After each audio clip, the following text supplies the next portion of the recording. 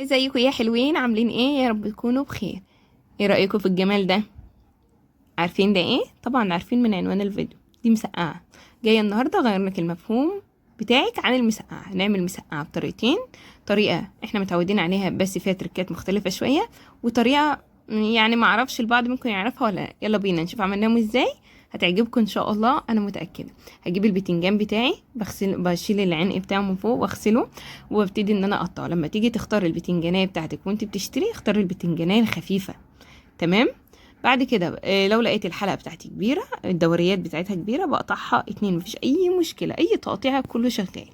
تمام. اعملي اي كميه انت حباها، كيلو، اتنين، نص. تمام. بس كتري، يعني الناس اللي بتحب المسقعه كتري فيها. بتتشال في علبه في الفريزر، بتقعد معاكي طول الاسبوع و10 ايام كمان ما بيجرالهاش حاجه. برص البتنجان بتاعي كده في الصاج زي ما انتم شايفين. طيب انا رصيت في الصاج ليه؟ لان انا مش هقليه. دي اول تركه فيها، انا مش هقلي البتنجان، انا هدخله تحت الشوايه. وزي ما انتم شايفين انا واخده معلقتين من زيت الزيتون في الطبق بتاعي الصغنن الجميل ده، والفرشه ماشيه خفيفه سريعه كده زي ما انتم شايفين. بدخله تحت الشوايه، الفرن مش شغال، تحت الشوايه اخد لون زي ما انتم شايفين. تحلفي انه مقلي، بس صحي جدا جدا جدا. تمام. معلقتين الزيت دول انا استخدمتهم ل2 كيلو بتنجان. ل2 كيلو بتنجان، ركزوا. تمام. فلو توزعوا على كل معلقه هتاكليها هتلاقي ان مفيش سعرات حراريه اصلا. تمام. لو انت مش عامله دايت او مش عايزاها صحيه، اقلي البتنجان. تمام. مفيش اي مشكله، انا معاكي واحده بواحده، بس ده فيديو توفير، توفير للزيت والمقليات، وفيديو لصحتنا احنا. تمام. وهتاخدي اطعم مسقعه ممكن تاكليها في حياتك. بقلبه على الناحيه التانية كده زي ما انتم شايفين، وبدي مسحه كمان بالفرشه. طبعا مش دول ال2 كيلو بتنجان، مش صاج واحد، كانوا صاجين. تمام. بعد ما طلع من الفرن ده الشكل اللي احنا محتاجينه. ايه رايكم بقى؟ لو اتحط عليه شويه دقه كده وجنب اي اكل، مش هيبان انه بتنجان مقلي؟ ايه رأيكم بقى في الجمال ده؟ يلا بينا نعمل اول طريقة اللي احنا متعودين عليها، بس هعملها بمعلقة واحدة من الزيت. اي نوع زيت انت حباه. انا هنا يا جماعة بعمل بزيت زيتون. تمام. خدت معلقة واحدة من زيت الزيتون، ضفت فيها معلقة من التوم، هنزل عليهم حوالي نص كيلو من عصير الطماطم. يعني نص كيلو جبته ضربته وصفيته كويس من اي بذور وقشر بيبقى موجود فيها. وطبعا في صلصة يبقى نص معلقة من السكر. البهارات بتاعتي نص معلقة من الكمون.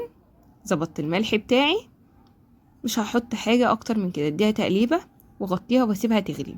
وبعد ما تغلي اهو زي ما شايفين تقلت شوية، هنزل بالبتنجان بتاعي اللي انا شويته او قليته، انتوا ورغبتك، بس انا هنا عاملاها دايت صحية حلوة قوي. تمام.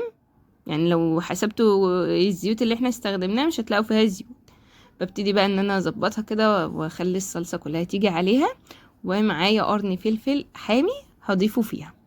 تمام. انا معاكم خطوة بخطوة، مش تزوديش الصلصة بتاعتك عن كده عشان ما يبقاش فيها كتير. هنا بقى النوع التاني، معايا فلفل اخضر متقطع بارد، ومعايا طماطم متقطعة مكعبات صغيرة، ومعايا فلفل حامي حبة صغيرين. نزلت كمان بمعلقة من التوم. هضيف البهارات بتاعتي كمون وملح،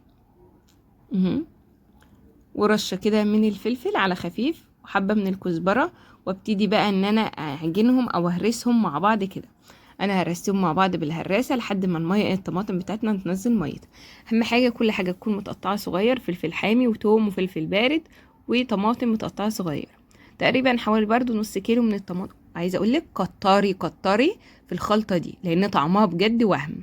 تمام. ضفت كمان عليهم معلقة من زيت الزيتون، وممكن تستغنى عنها، وممكن لو انت مش عاملاها دايت حطي كمية زيت حلوة، يعني حوالي ربع كوباية مثلا.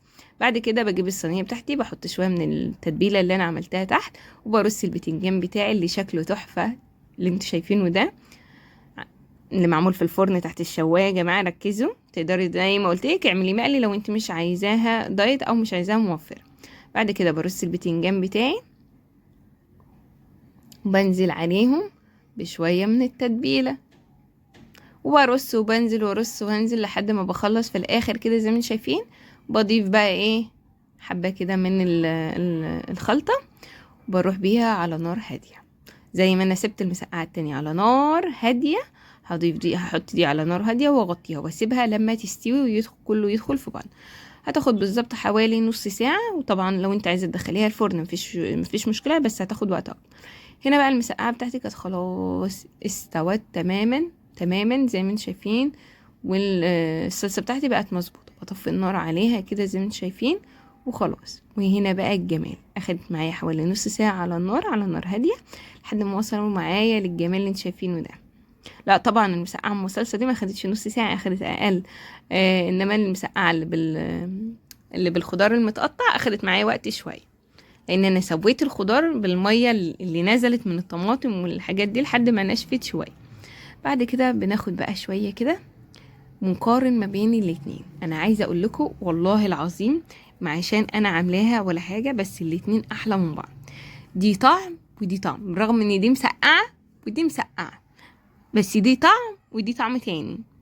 فالاتنين حلوين، الطريقه اللي تعجبك اعمليها. زي ما قلت، مش حباها دايت حطي زيت او اقلي البتنجان، اعملي اللي انت عايزاه لو انت مش حباها ان هي تكون دايت او صحيه. حلوه قوي قوي بجد، تستحق التجربه. واكله سهله وبسيطه، وفرنا في الزيت والكوليسترول والدهون ومش عارفه ايه، وكمان على قد ايدينا على ما اظن يعني. حلوة قوي. جنبها تعملي شوية بطاطس بقى وجبنة قديمة على طحينة على طماطم، وألف هنا وشفا. أتمنى ان الفيديو يعجبكم وكونوا استفدتوا منه. اشوفكم في فيديو جديد ان شاء الله، تقدروا تحتفظي بيهم في علبة بلاستيك. اشوفكم، باي.